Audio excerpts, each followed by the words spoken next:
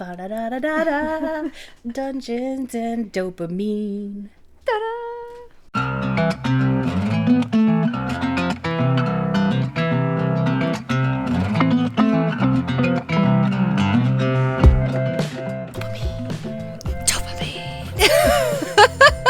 Hello, and welcome to week 28 of Dungeons and Dopamine. I'm Bree. I'm Jess. And we're back again for... Guess who's back? Back again. Stan is back. Tell some friends. I gotta call my friends. You're my only friend. True. I don't like that you agreed with that so quick. I was thinking on my way here that if we were getting together tomorrow to play D&D, which we were apparently not, it would have been 3 days in a row that we were hanging out. After 4 weeks of no hanging out because plague. Hey, we're trying to break up for it. Surprise! and here's why. Your whole topic is just you breaking up with me. It's not you, but it kind of is. At the end, a generic version of me walks in as my replacement. It's an AI version that I 3D printed. I would be so creeped out. Have I told you that right? Well, yeah, that's true. Have I told you that I have kind of a deep set fear of AI? No, no, but I can get that. Thank you. Yeah. Zach thinks I'm crazy. And it's not like the new chat GPT. Like a very good level of whether you're crazy or not. If that's what you're basing it on, I can assure you are. That's a good point. And I don't mean like the chat GPT or like the one that made our awesome logo. I mean like... the voice mocking ones? And the ones that are in the TV shows as like robots. Yeah. Because how many shows now in movies have warned us that these future AI robots are going to turn evil and take over the world? Surprised Will Smith hasn't stepped in. Right? He slaps people for talking about his wife. And he's not putting an end to this. Does he know what they're going to say about her when there's AI? Right. And German Shepherds? I don't know. That's the another movie altogether. That's that vampire one. Mm-hmm. So, Carly was sick, and I told you this already. But she got up, and I made her stay home from school. She wanted to go to school, and she was kind of mad at me. But I was like, you need just one more rest day. Then you can go to school on Friday for donut day. Which every other kid would have been like, yay, a rest day where I don't even feel bad. And Carly was like, damn it, Mom. Exactly. I got learning to do. She says, what can I have for breakfast? And I was like, well, just go look. Just make sure you don't eat anything that's going to upset your tummy. Because we like s'mores Pop-Tarts. It's like a treat in this house. Fair. And I didn't want her to get sick. And she goes, you know what, Mom? I don't feel fine. And I was like, oh no, why? She goes, I feel great. It's like, did you like write it down? Do you have a baby book for her that you can go back and note the date of? I should. Carly's first sarcastic remark. Oh.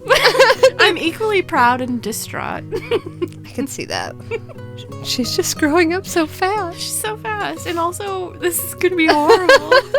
I don't know. I was there when you were growing up with your mom, and I think it worked out well. It's true. It's true. And now, she and I have each other's measure. We know whatever is going to come out of the other's mouth. And you can just gang up on Ryan. We do. Mm-hmm. Already. My mom and I do. My mom is gentle with him. I'm not. That's fair. He's withstood it for almost 11 years. Well, I guess it's been over 11 years. Yeah. It'd be almost 13 because That's crazy. Right? Mm-hmm. What have I been doing this whole time? So I watched Viva. Mm-hmm. And one of their characters started as an artificer, which is literally the most challenging character of the entire game. If one of you guys had wanted to be an artificer for the game, I would have told you no, unless it was Rob. That's how complicated it is. Mm-hmm. And so he actually ended up saying, like, I'm not having fun. I want to change my class. And because this is all for entertainment and, you know, if he's not having the company, fun, it's not going to be entertaining. Exactly. So he switched to be a cleric. And he uses this spell all the time called Guidance, where you touch one of your, like, group mates, whatever, and they get to roll a d4 on whatever thing they're trying to do. So if they're trying to use perception, or if they're trying to fight, or if they're trying to intimidate, you can touch them and whisper Guidance, and they get to roll an extra d4. That's awesome. Druids have it as a cantrip. What? Yeah! I played a whole campaign. I totally would have seen that. It's in there. We must just not have understood how to use it. No, I don't think we did. And I was like, why do I need to give my people guidance? They're like, guided enough. Jump, Zach. Jump. So I was very excited when we were playing our one-shot, and I saw it, and I used it, and it was so exciting. And it's a cantrip, so you get unlimited. All the time. So between Guidance and Magic Pebble, I don't need anything else. I'm just going to be a human druid. I didn't end up using we didn't get into combat in our one shot. We avoided it altogether. There were several chances to get into combat. We avoided all of them. Was Rob super frustrated? Probably. I mean, he's like, I just wanted to punch one of you once. Rob, our DM, gets frustrated with my existence because... In general. Yeah. The kind of druid I was, we've decided that I am allowed to speak with animals. And we came across a bear and her cub. And, of course, I had to help them because they'd been in a fight. So I walk up and I say, I want to ask her if I can help her. And she says yes. I say, okay, great. And our healer comes over and he starts healing her. And I say, while he's healing her, I want to ask her name. And Rob sighs, and you can see where a little piece of his heart breaks. It's like, this bear was supposed to eat them. She was supposed to get between the bear and her cub and get eaten. And instead, you are now I have to think of a name. The bear. Also, there was a guard that we had to walk past. And apparently we walked past him every day. And I flirted with him. And then I asked his name. Did you flirt intentionally or unintentionally? I did intentionally. This was not a Kids Bop concert. I flirt with everyone in D&D. That's kind of like my thing. All right. Interesting. I tried to flirt with my husband during our big campaign, and he didn't get it. So I just left him and went with someone else. I feel like that's common for your real life, too. Ryan, I mean, besides the leaving him part. That's what you think. Ryan, I'm flirting with you. I'm flirting. Flirting is when you flirt. Means I am interested in you. So... I don't understand why Rob puts up with me, but part of me thinks he likes the punishment. I can't wait for you guys to see me actually play. I'm DMing super is totally excited different. about that. Yeah. Playing, I'm so good at. I'm fine as a DM. I could probably do better, but I'm a great player. I wouldn't want to Yeah, it happened. No regrets. Do not cut that out, editor Jessica. I'm just going to put it at the beginning of every episode from now on. Playa. And me singing the Stan song. We're rappers.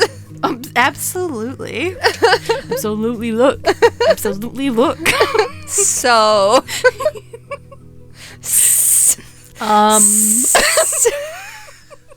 That freaking snake. You know what snakes can't do? Donate blood. I mean, maybe they can. but not to humans. I was going to say, is this your rule or theirs?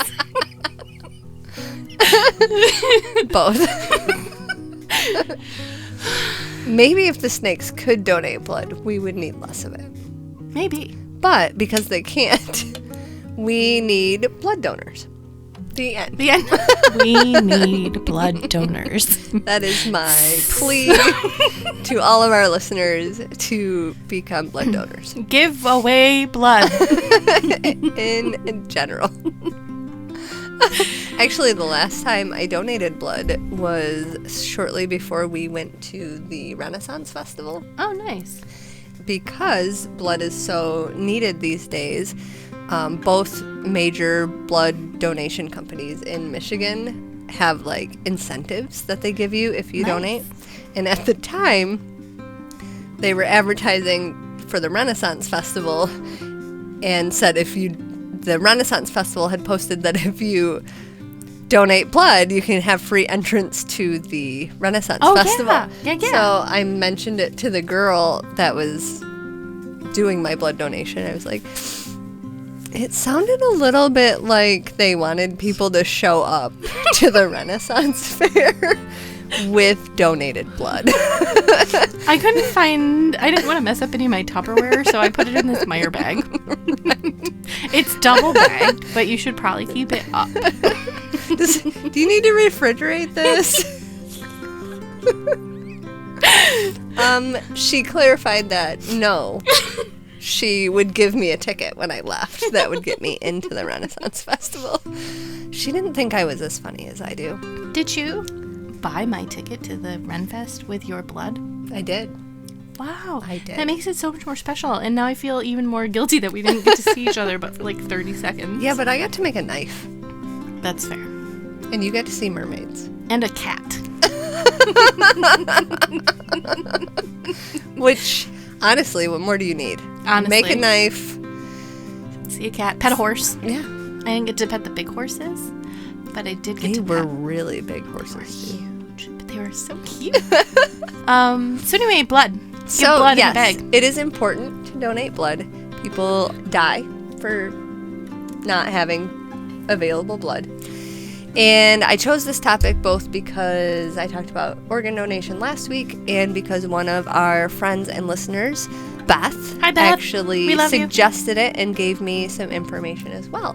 So a couple times I have her direct quotes. Otherwise, all of this information really just comes from the Red Cross website and the Versiti website. I'm really jealous that you got to talk to Beth. I mean, not that nothing is stopping me, but I don't even think I actually really talked to her. I think she was just messaging this in the Dungeons and Dopamine chat. So it's like we both talked to Beth. Okay, good. And the other company is now called Versiti. It used to be Michigan Blood. So they are very desperate for blood. And that's because you need blood to live. And we unfortunately have a lot of patients that need transfusions for some reason. And it could be people need blood transfusions. You know, the biggest is usually trauma. So car accidents, or it's, you know, all of the times in ER or Grey's Anatomy that they're yelling for, you know, type O or get the blood or whatever. That's where we use a lot of our blood. But also when my dad was fighting his lymphoma, he required blood transfusions and platelet transfusions just because the chemotherapy like wiped out his blood count. So people that are going through chemotherapy or different types of treatment might need transfusions. There are different diseases that can cause issues with how you produce blood. So there are a lot of different reasons people could need blood. And from Beth, so she works for the Red Cross, and she wanted us to know that every 2 to 3 seconds, someone needs a full unit of blood in the United States. And every donation that is given at the Red Cross or Versiti can save up to 3 lives. But only about 1/3 of the U.S. population is actually eligible to donate blood. And of that, only less than 10% of people actually do it. So for all of the people we have in the United States, we have a very, very low amount of them that are actually donating blood. Red blood cells can be stored for up to 42 days before it expires and has to be destroyed. Plasma can be frozen for up to 12 months, and platelets have to be used within 5 days of being donated. Wow. I'm not going to get into plasma or platelet donations because it's a whole different situation and a whole different process, and is typically done at like those centers that pay you, and I don't know their processes. Part of the science between needing donated blood is that there are 4 main blood types. And so we have A, B, O, and AB. And then each of those types can be either positive or negative. And same as when we were talking about organ donation, you need to match the blood types to the recipient. So you can't give a patient with B blood from somebody who has A blood. And then it gets more convoluted with the positive and negatives, and it gets really scientific, but basically the blood will try to fight each other if you don't do it correctly. If you do a positive to a negative or a negative to a positive, the blood will kind of like fight itself. So that's a problem. There are blood type O is considered a universal donor. So O negative can donate to anyone, but O positive is the most common type of blood. So if you have O positive blood, you probably get a lot, and if you've donated before, you probably get a lot of communication from centers asking for your blood.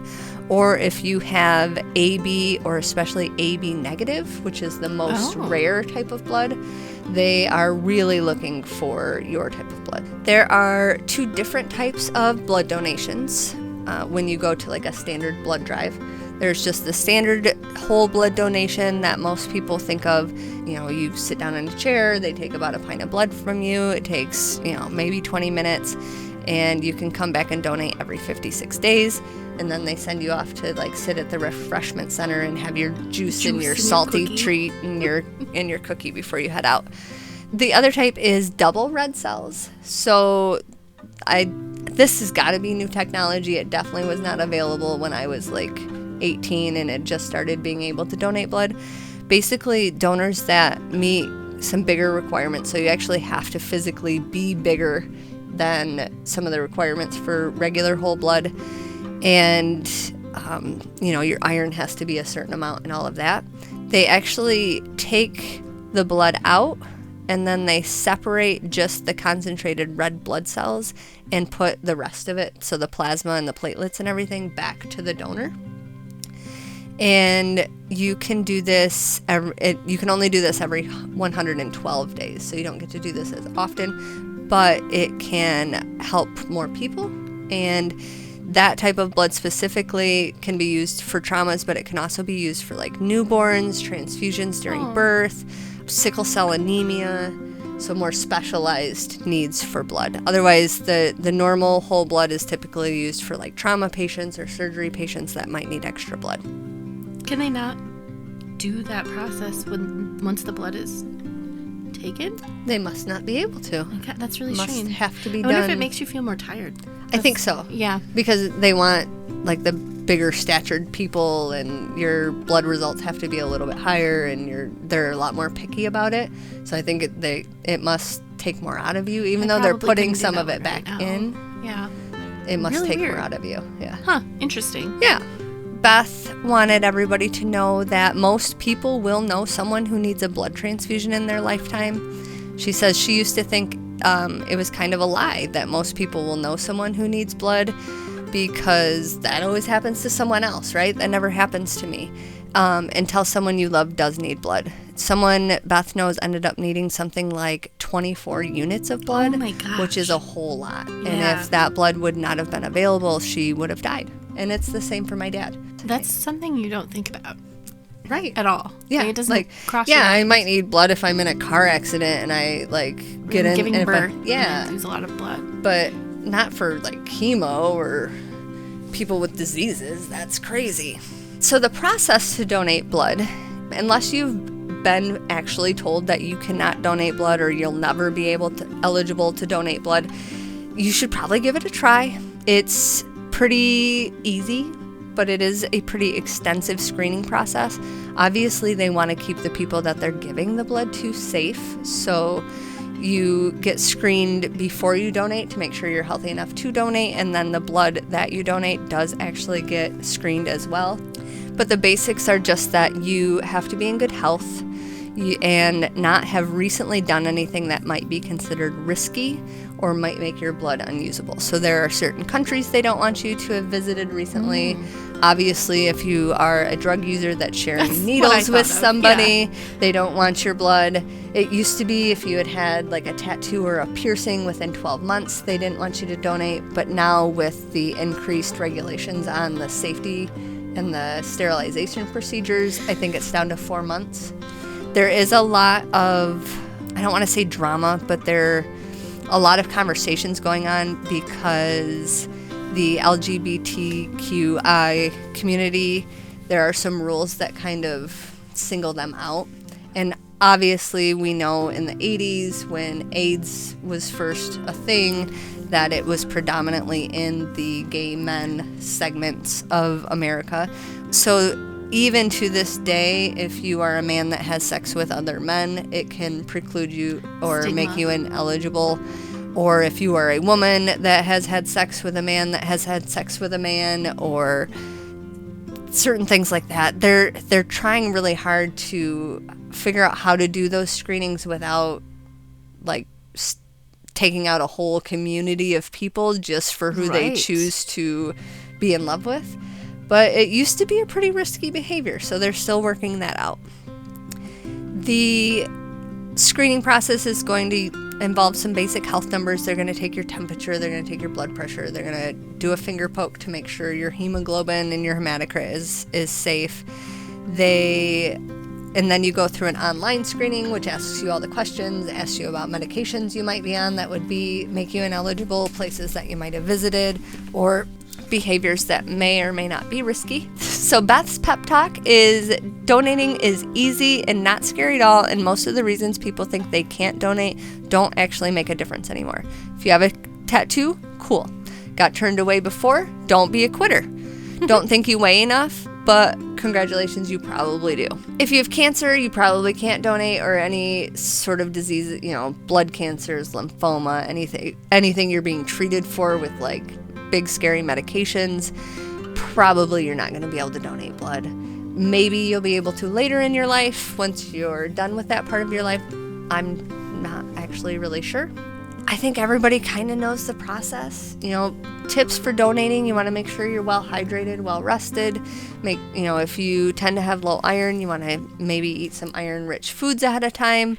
Like a whole entire tub of raisins. Yes, that used to work great for me. She used to be spotted on blood donation days in high school carrying a jug of raisins around. It worked every time. I got to donate blood.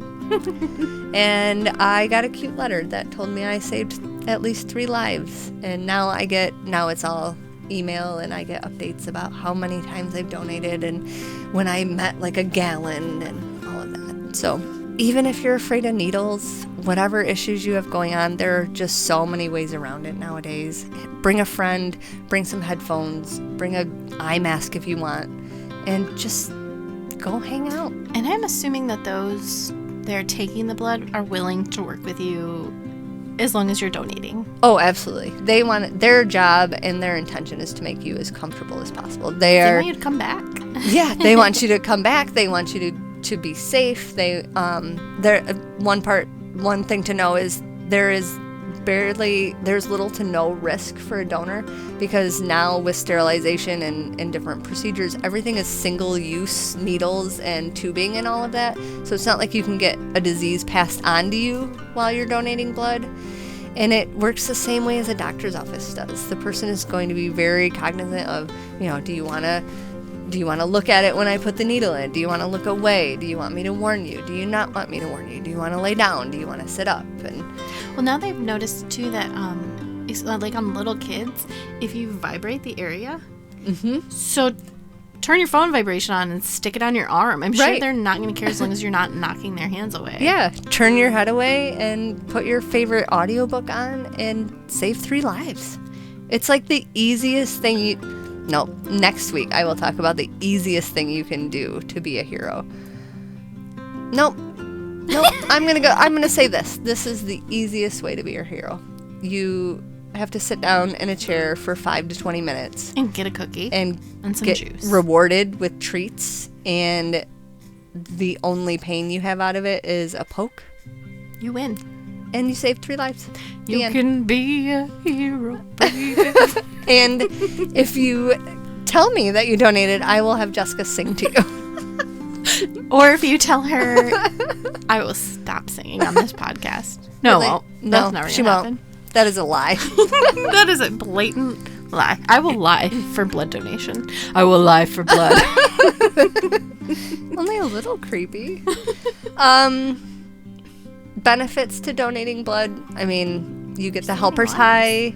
You save lives, and the only thing I could find that wasn't like feeling good about yourself is some donors kind of feel like it's a mini physical or a mini exam because you're getting your hemoglobin checked, your blood pressure, your temperature.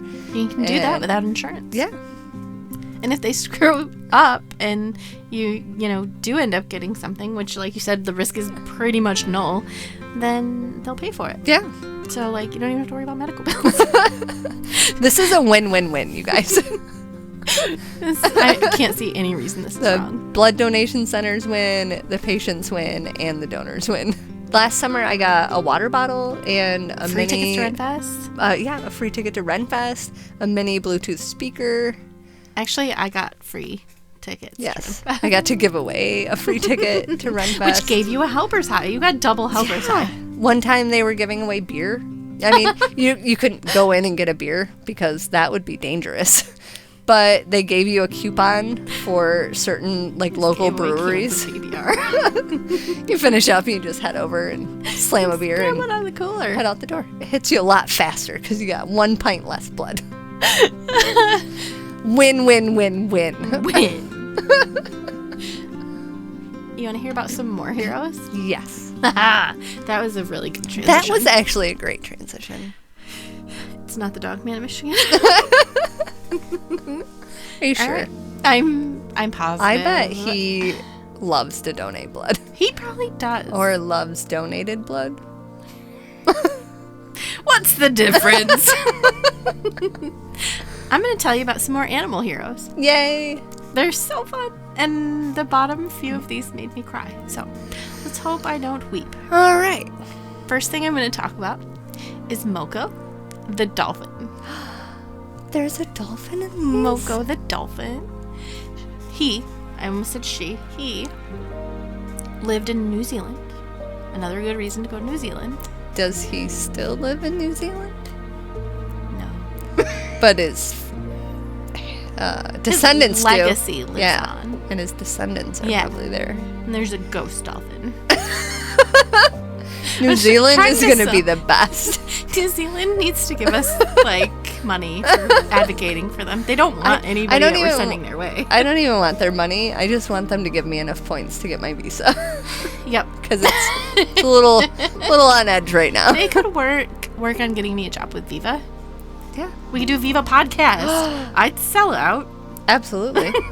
100%. 1 billion. Mm-hmm. We could play D&D with Viva. And live in New Zealand. The best DM. Sorry, I love our Rob, but he is not a professional actor. Yeah. True. This Rob is. And New Zealand. New Zealand. So anyway, Moko. Mm-hmm. Yep. Sometimes they said it differently if they had different accents, but we're going to stick with Moko. They would understand what you were talking about if you're talking to them about it. And Moko saved some whales. What? This is like your favorite story ever. I know. So there were I think they were researchers out, and they had discovered 2 pygmy sperm whales, a mother and baby, and they were trapped near the beach. There were a couple conflicting stories, like it was in a canal or it was near a beach that was kind of surrounded. It was very vague, but they were trapped and they wanted out. And they were starting to freak out to the point where these researchers were considering euthanizing them. Oh. Because at this point they were becoming a danger to themselves and everyone else. Mm-hmm. So they were debating and trying to figure out what to do, and that is when Moko arrived. And Moko was kind of a legacy. He lived near this beach and played with beachgoers. If you threw him a ball, he would throw it back to you and stuff. So he's already a hero. He's already like hanging out at this beach. He's everything I want in my life. He's a dolphin friend. Like a mascot for this beach already. And then he sees these whales in need. So yeah, he goes, and what all the onlookers describe as, it looked like he stopped and communicated to these two whales, and then he led them out of the canal and saved them. The two whales were never seen again. Yay! That means that they went out and were living happy lives. But Moko stayed, and he hung out. Moko has a slightly tainted legacy because there was one time when a woman who really loved Moko was out swimming with him, and he wouldn't let her go back into shore. She assumed it was because he was lonely, and she never blamed Moko. She blamed herself for getting too far out and for swimming alone, which was a very poor choice.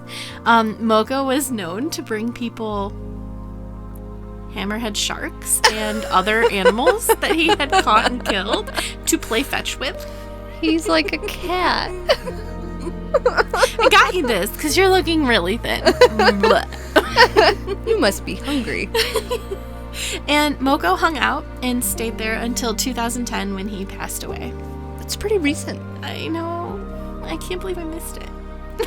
Yeah, you were an adult by then. I know. I could have been in New Zealand living it up. You with could have Moko. been the woman that got drug out to sea by him. Yeah. And he never hurt her. He just, like, when she would try to go back to shore, would just start playing with her again. Right. And she was rescued by people on a boat she had yelled to. And they saved her. She was, like, clinging to a buoy. It was rough. I'm tired. Yeah, exactly. But I do give her credit because she did make some poor choices, and despite it being probably scary, she never blamed Moko. And she owned up to it. Yes, That's which awesome. I think is a big deal. I love that. So that's the little mini Moko story. My next one is about Sam/Oscar the cat. He has several names. I get it. He was known as...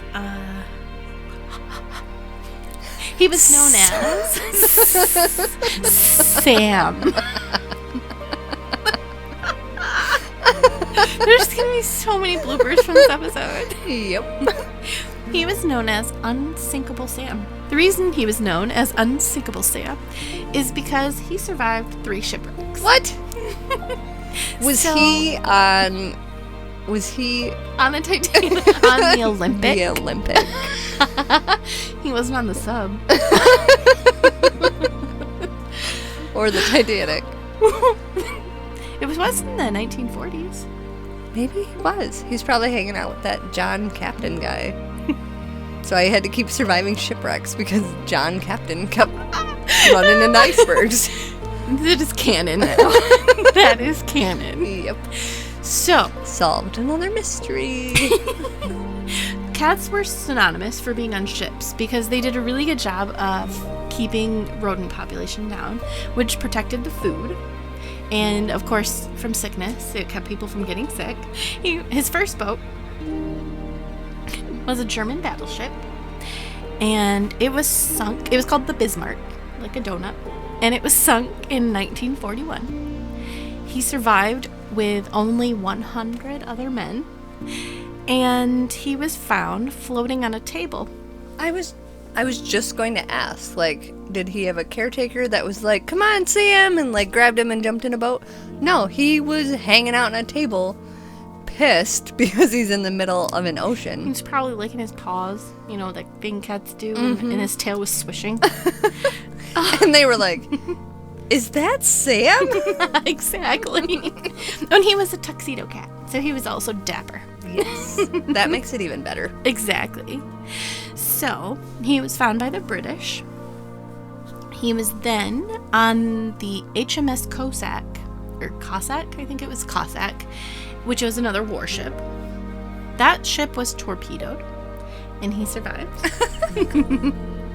The third ship, and this is when he earned, after the second sinking was when he earned the nickname Unsinkable Sam. The third ship was a Royal Aircraft Carrier because he had a tuxedo. It was about time they put him where he belonged. So now he got to hang out with royalty. And it was also torpedoed. And Sam, only one person passed on this ship, so that was good. Mm-hmm. Sam was found floating on a piece of wood near the wreckage. I'm glad that they went with Unsinkable Sam and not like, this cat must be bad luck, you guys. Possessed Patty. Bad luck Bob. Drowning Dave. And after this, Sam actually traveled on 3 more ships, 2 of which also sank, just not when Sam was on them. He finally figured out how to ruin these ships, but get off them first. Torpedo Tanner. And then he retired in the UK in Belfast. Lived a happy life. That's amazing. Yeah, I like Sam. Love Unsinkable Sam. I do too. I don't know where Oscar came in. Apparently that was maybe his name on the German ship before he earned the name. I don't know. Because they couldn't call him Unsinkable Oscar. No, that sounds ridiculous. Mm-hmm. We all know Oscar's a grouch. And lives in a garbage can. Yeah, not in a ship. Or Jeez. is a nickname for a boy you like in middle school. Yeah, obviously. This one is very special to both of us. Mila the beluga. Yay! So in an aquarium in China. Please sing quietly the whole time I'm doing this story. I can't take you seriously. I also have to do the hand motion. I have to dance. I must dance. An aquarium in China, they did a contest for freediving. It was in their Arctic temperature whale tank. And when you won the opportunity to apply to become a whale trainer. You didn't just get to be a whale trainer, you got the ability to apply to be a whale trainer. I'm glad you did not try to live out your dream of being a whale trainer. Especially not in China. Right. So, 26-year-old woman, and I did not get her name because I did not want to butcher it, because it is a Chinese name, and I already did real good with those German cities a couple weeks ago. We didn't need any more of that nonsense. So she participated in the dive, and she got down to the bottom of the pool and realized that her leg had cramped. Oh. And she could not swim back up. So Mila noticed that this woman was panicking and starting to choke. She grabbed the diver's leg and forced her up to the surface of the tank and saved her life. Aww. Mila. Aww. I love that somehow these animals, like the dolphin knew that the whales were in trouble. Yeah. And this beluga was like, something's not right with that lady. I'm going to get her to the air. Exactly. And how do they know? How do they even put together that this human needed air? Right. Like, it's really mind-boggling. Mm-hmm. We don't give animals enough credit. I know, for real. Sergeant Reckless is my next one. Oh my gosh, what is Sergeant Reckless? Sergeant Reckless. A soldier bought a racehorse from a boy in Seoul for $250. This was in 1952, so pretty close. Mm-hmm. So Sergeant Reckless is a horse. This one's a sergeant too. Exactly. Or Boyle. Hey, look. It is what it is. You don't earn your stripes, you don't get them. Yep. Gotta be brave. Exactly. She was purchased as a tack horse to haul things and whatever they needed. She was named Recoilless, which I guess was a gun thing. Okay, yeah. And that I thought it sounded like Epiphyllus. They knew what was coming. Mm-hmm. Mm-hmm. They eventually it just kind of morphed into reckless. So whatever, whether it was language or accents. Or, yeah. Recoilless doesn't work as well as reckless. So. Yeah. So these kind of horses are really hardy little horses. They're sometimes confused as ponies because they're smaller. But they trained her and they taught her to lay if there was gunfire. They taught her to crawl under barbed wire. What? And they taught her to go to her stable if there was an artillery attack. So she was really charming, and the men started to fall in love with her. And one of her quirks, I guess, not perks. One of her quirks was that she would eat anything. She particularly loved beer and Coca-Cola. Another beer drinker. Right? She would eat scrambled eggs and candy. She once ate $30 worth of poker chips. She did have a favorite food, and that was apple. Apparently, also back then, the army or whatever branch this was, I don't know, would make this really horrible chocolate pudding, and no one would eat it, but Sergeant Reckless would. Good job, Sergeant Reckless. She was a hero for that. She would sneak into tents when it was cold and sleep with soldiers. She was incredibly brave, and she wouldn't flinch when she would hear gunfire. She'd just keep on working. She was like, so? Yep. What are they going to do? Exactly. She learned paths that she could traverse within 1 or 2 showings, and she was able to do them on her own. So that left her handler able to do other things, which was invaluable. Right.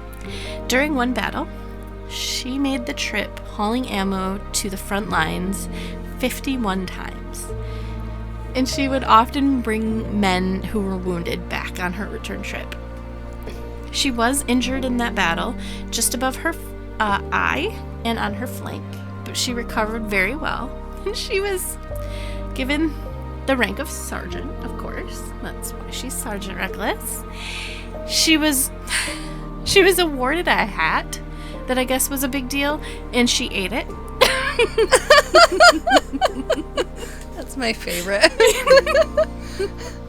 She returned to the U.S. in 1954, and she just so happened to return on the Marine Corps' birthday and attended the Marine Corps birthday ball, where she ate cake and the floral decor.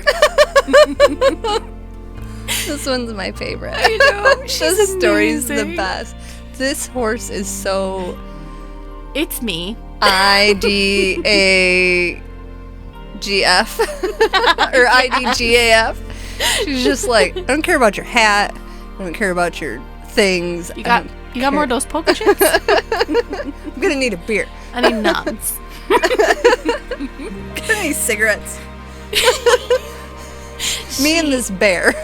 She ended up in the U.S. having 4 babies, and she retired in 1968. Happy and fat, I assume. Very. She did also really enjoy eating her blanket that she would wear, and I mean there was so much on the list of things that she would just eat. She obviously was part goat. Obviously. That's why she's so little. Yeah. Okay, these are my last 2. Todd the Golden. Of course, you know why. Both of these are golden retrievers, and that is why they are on the list. Weird. Todd the Golden was the first ever Milkbone Dog of the Year. Aww. Because while he and his owner were hiking in 2018, just really very recently, in Arizona, he was 6 months old. He was with his brother Copper, Todd and Copper. So Fox and the Hound, we just talked about that a couple weeks ago. Yeah. As they were coming down to the end of the trail, Todd bolted past his owner's legs before the owner could even tell what was going on and attacked a rattlesnake. Oh. Yes, he saved his owner. Aww. She said she didn't even hear a rattle. She heard nothing. She didn't even know it was there. He did get bit, and he swelled up to 2 times his size, but he survived. She rushed him to the vet. Mm-hmm. She got the other dog in the car, and she said she's never made any drive faster than she did that. You can see pictures of him, videos. He was on all the morning shows. I feel like I remember that, Yeah. actually. And he just looks, it's so sad, but he completely fully recovered. I think it's astonishing that he was only 6 months old when this happened. My 4-year-old dog couldn't do that. Yeah, my dogs wouldn't care. No. I was with my dogs in the woods today, and we ran into a hunter that we didn't know was there, and both the dogs were like, "Mom, look, a stranger!" And great. Jumped all over him and tried to give him kisses. We always like to think that our dogs would help us in those situations. Mm-mm. I'm pretty sure all of my dogs would just be like, "So, if you kill her, will you give me treats?" Exactly. Because that would be okay. Because have at it then. Give better treats. What kind of treats do you have at home? So this last dog is Toby the Golden. Aw. I started on Toby's story, not sure if I was going to tell it, because it's a little bit gruesome. Ooh. Not for Toby. Okay, good. He was adopted by a former Vietnam Army veteran named Guy Cole. He and Toby connected really amazingly immediately. They bonded even stronger when his wife passed away. They were older. He was 74 when he adopted Toby. Or when Toby adopted Guy, whichever. Sometimes the dog chooses the human. Exactly. They moved to a small town, and everyone doted on Toby. And everyone knew Guy and Toby. They had a lot of friends there. One day, one of Guy's friends, Frank, woke up to Toby barking outside his house and scratching at his door. And he knew that that was very unusual. Toby would not be away from Guy. So he called emergency services and pleaded with them to get to Guy's home. Unfortunately, when they got there, it was too late for Guy. Toby hadn't gotten, I don't know if he died immediately or what, but he was gone. But the reason I decided I was going to share this story was because obviously Toby is a hero. Baller. Yeah, he's a hero. But this is not the first time Toby did this What? for Guy. Years before this, friend Richard was taking a walk. Just friend Richard. Friend Richard. You know, friend Richard. Friend Richard. We all have friend Richard. And Toby. So Richard, a friend of Guy's, was out on a walk. He saw Toby and realized that that's weird. Toby shouldn't be out here alone.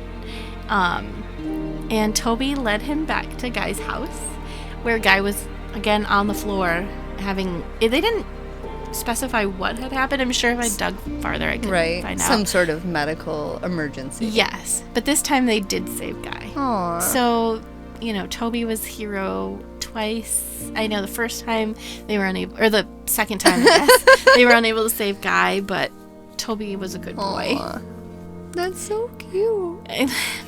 It was adorable. There's pictures of him. Makes me want to kiss his nose. Do you want to hear my favorite not a hero golden retriever story?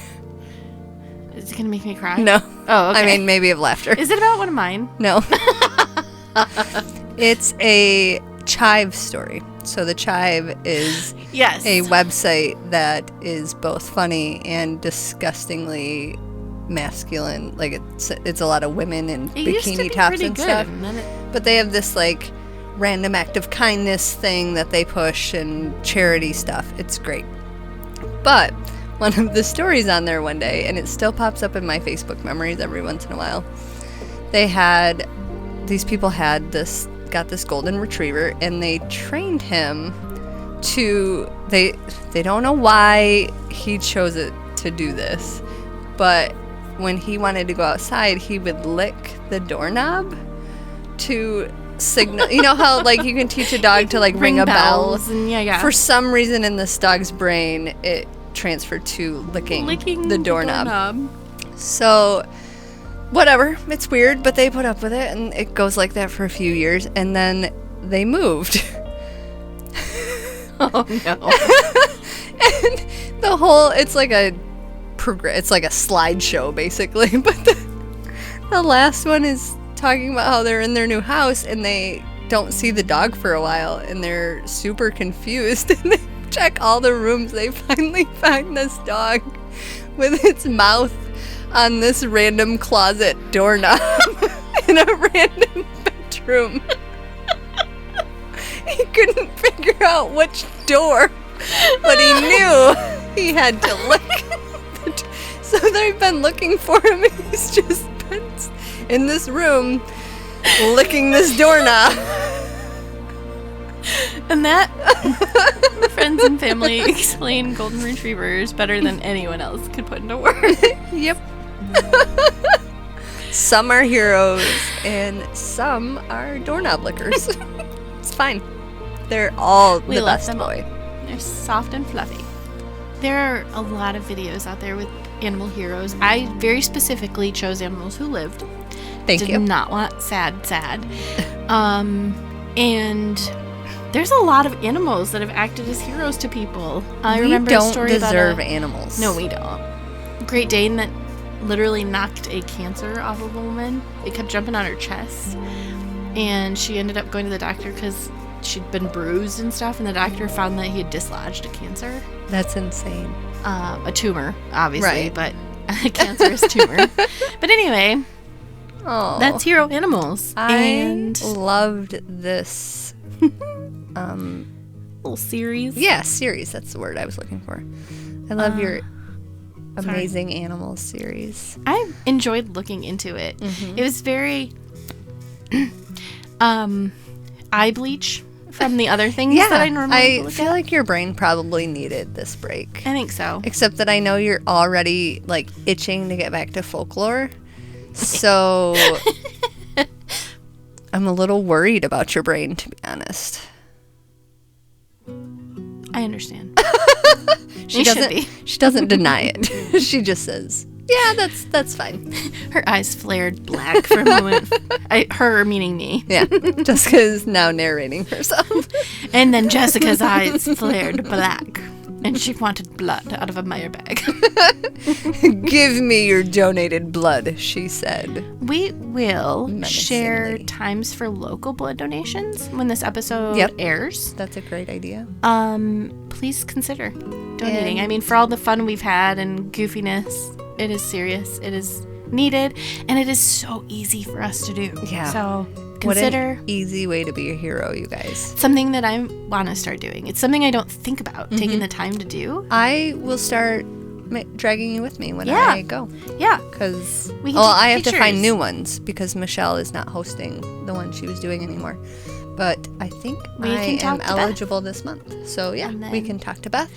We could do a live podcast episode while we donate blood. Yes. We have been considering doing a live episode if anyone would be interested, or if they have a time that would be better, because we would love to talk to you guys. And I mean, mostly nice just be like hanging out with people buddies. Watching, so it's not just me and Jessica talking to each other. Yeah. Because we're funny, but only to each other sometimes. Kind of pathetic when we're funny alone. Right.